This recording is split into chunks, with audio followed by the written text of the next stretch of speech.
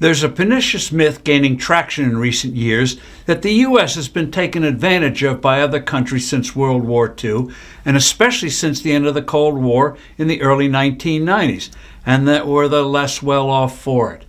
Actually, given the sober realities of human nature and the countless conflicts that have plagued humankind from time immemorial, we and the rest of the world have lived through a golden age for 80 years. May we make as much progress in the next 80 years as we did during those 8 decades.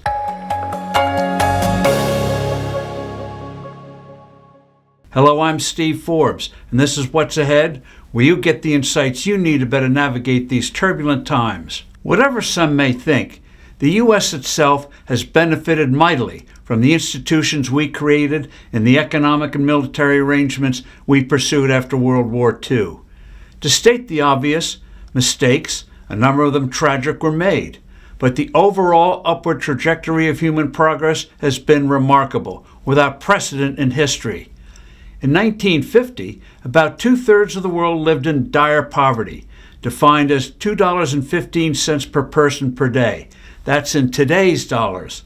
By 1990, that had fallen to about 1/3, even though the global population had more than doubled from 2.5 billion to 5.3 billion people. Today, with the number of people now numbering well over 8 billion, it is under 1/10.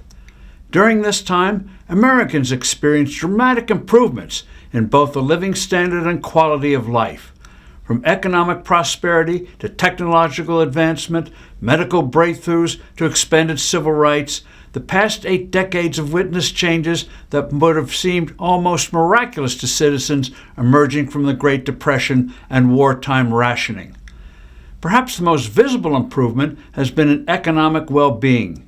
Median household income has more than doubled in real inflation-adjusted terms since 1950, rising from approximately $31,000 to $83,000 today.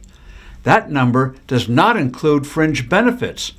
A family policy now costs over $27,000. If we ever got our health care act together, about $20,000 would go into spendable income, pushing typical incomes here to well over $100,000. This increase in purchasing power has translated into vastly improved living conditions. In the immediate post-war era, many families struggled with basic necessities, with over a third living on less than $20,000 a year in inflation-adjusted dollars. Today, Americans enjoy unprecedented access to an ever wider array and variety of consumer goods. Free markets turn luxury items and services into things just about every working person can afford. The most dramatic example is your handheld device that has evolved into a virtual supercomputer that 3 decades ago would have been bigger than today's residential house. And talking about housing, quality has improved dramatically as well. The cramped, often substandard housing common in the 1940s has given way to larger, better-equipped homes. Modern houses feature central heating and air conditioning, multiple bathrooms and updated kitchens, amenities that were rare or non-existent for most families in the immediate post-war period. The average size of a new single-family home in 1950 was about 983 square feet. In 1990, that had expanded to 2,080 square feet.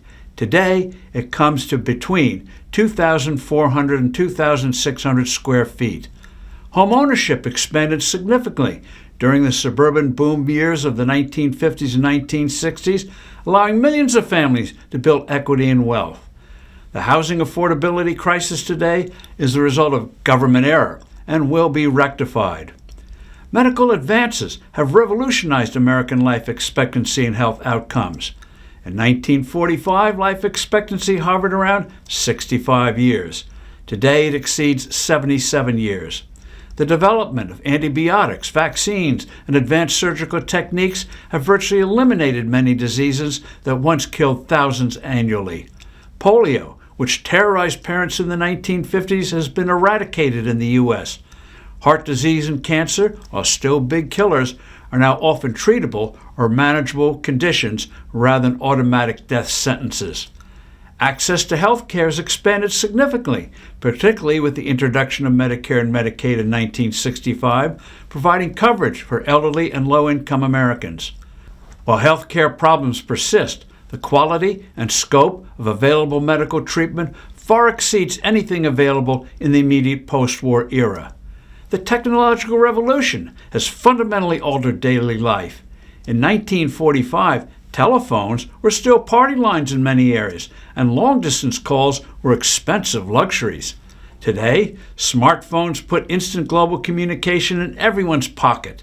The Internet has democratized access to information, education, and entertainment in ways unimaginable to previous generations. Tasks that once required hours, from research to shopping to banking, can now be completed in minutes from home.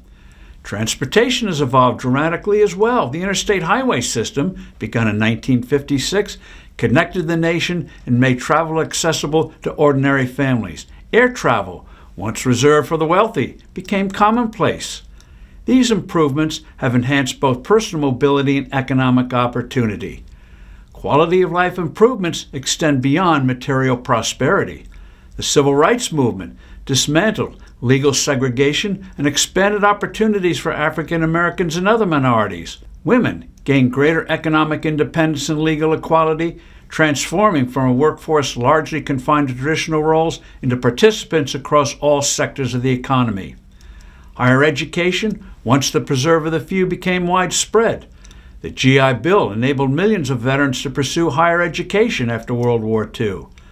The problem with our colleges and universities today is not access, but quality and cost. Again, these issues are generating pressures for reform.